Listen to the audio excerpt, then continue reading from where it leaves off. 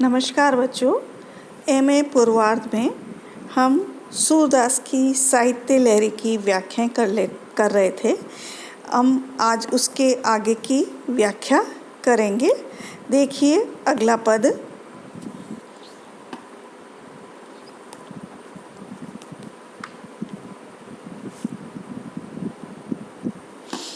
राधे कैसे प्राण बचावे, परी महान विपत सीसन पर, भीषण ताप तचावे। से सभा अधर जात पति, रिपु त्रिय जलसूत कबू न हेरे। वा निवास रिपुधर रिपु ले सर सदा सूल सुख पेरे। बाचर नितन ते सारंग अति, बार बार झर लावे। देखत भंवर कंज रस चाखत, आपुन ते मुरझावे। पनंग शत्रु पुत्र रिपु सुत, हित पति कभू न हेरे। समासोक्ति कर सूर चिंग, जो बार बार बरु टेरे। हाँ जो प्रस्तुत पद साहित्य लहरी से लिया गया है। इसमें राधा की एक सहेली श्री कृष्ण से राधा की स्थिति का बखान करते हुए कहती है कि राधे कैसे प्राण बचावे, कि राधा कृष्ण के वियोग में अत्यधिक पीड़ित है और उसके प्राणों की रक्षा का कोई उसे उपाय नहीं दिख रहा है। तो सखी कहती है कि राधे कैसे प्राण बचावे, कि हे कृष्ण आपके विरह में राधा की स्थिति बड़ी ही विकट हो गई है। वह अपने प्राणों की किस प्रकार से रक्षा करे। परी महान विपत सीसन पर, परी महान यानी अत्यधिक विपत्ति आ गई है। सीसे यानी सिर पर, उसके सिर पर भयंकर विपत्ति आ गई है। भीषण ताप तचावे, भीषण ताप यानी विष के समान जो ताप है वो उसको जला रहा है। विष के समान जो भयंकर ताप होता है, जैसे विष जितना विषैला होता है उससे व्यक्ति मर जाता है, तो वो जो वियोग रूपी जो ताप है वह उसको विष के समान जला रहा है। से सबाधर, तो सखी कहती है कि राधा के सिर पर वियोग की विपत्ति आ पड़ी है, जिससे वह विष के ताप से जल रही है।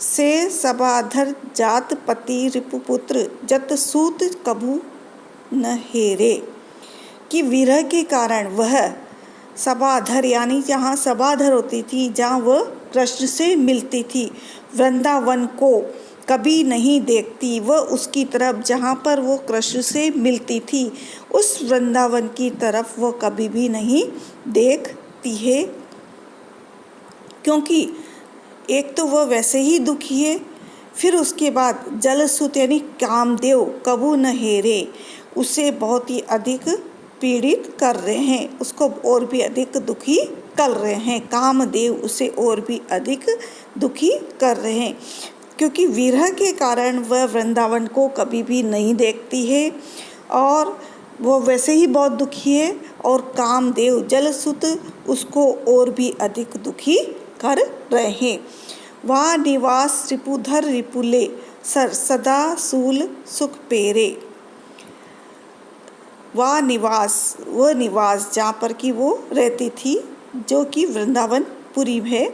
रिपुधर रिपुले सर, कामदेव अपने बाणों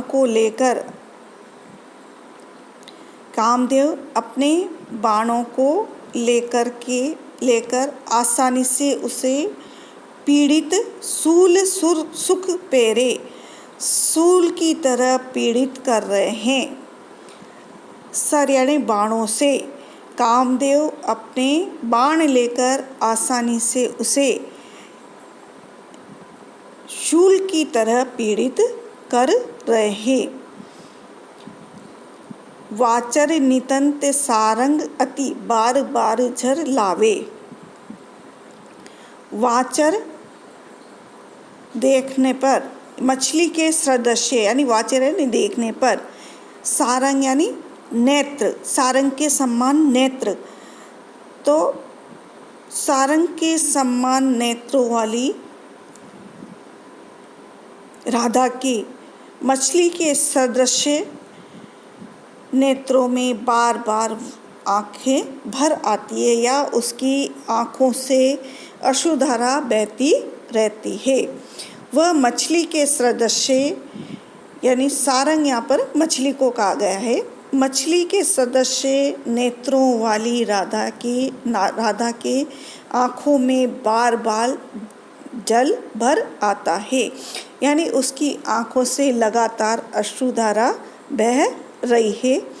देखत भंवर कंज रस चकचाखत आपुन ते मुरझावे।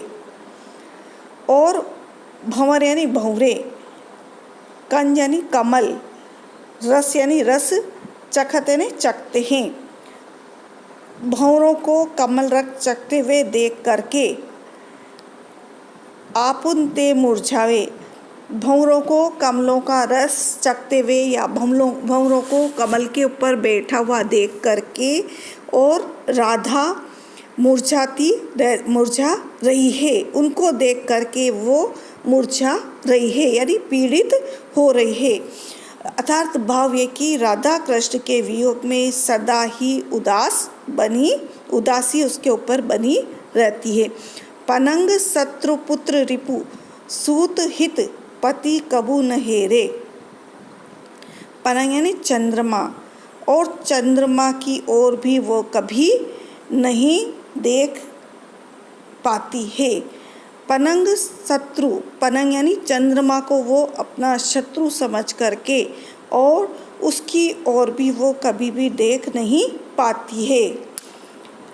नित्य ही वह उदास बनी हुई रहती है, रोज ही वह उदास बनी हुई रहती है और नित्य ही वह सूर्य को बार बार पुकारती रहती है।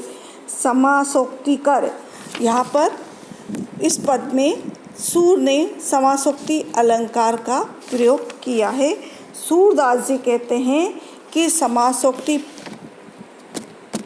अलंकार है, इस पद में समासोक्ति अलंकार है। चिग जो बार बार बरु तेरे, चिग यानी नित्य ही, बार बार ही वह सूर्य को बार बार वह पुकारती रहती है। वो सूर्य को पुकारती रहती है और चंद्रमा की ओर वो दृष्टि नहीं कर पाती, क्योंकि चंद्रमा शीतलता देता है, प्रेम का प्रतीक है, और सूर्य ताप देता है, तो बार बार सूर्य की ओर देखती है और चंद्रमा की ओर वह देख भी नहीं पाती है। इस पद में समासोक्ति अलंकार का प्रयोग किया गया है। विरणी नायिका का वर्णन बड़े ही अच्छे शब्दावली में किया गया है। नायिका के विरह के, नायिका के प्रिय के प्रति एक निष्ठा का भाव बतलाया गया है।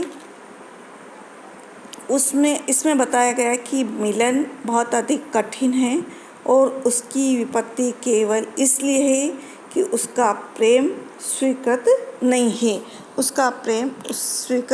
नहीं है, और वह